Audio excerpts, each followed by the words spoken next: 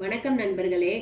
1857ஆம் ஆண்டு சிப்பாய் கழகம் மற்றும் அதைத் தொடர்ந்த போராட்டங்கள் வட இந்தியாவில் பரக்பூர், டெல்லி, கான்பூர், லக்னோ, ஜான்சி, பீகார் போன்ற இடங்களில் நடைபெற்றது. அதில் நானா சாஹிப் மற்றும் ஜான்சி ராணி லட்சுமிபாய் இவர்களுடன் கிளர்ச்சியில் கலந்து கொண்டவர் தாந்தியா தோபே ஆவார். இவரது இயற்பெயர் ராமச்சந்திர பாண்டுரங்கா ஆகும்.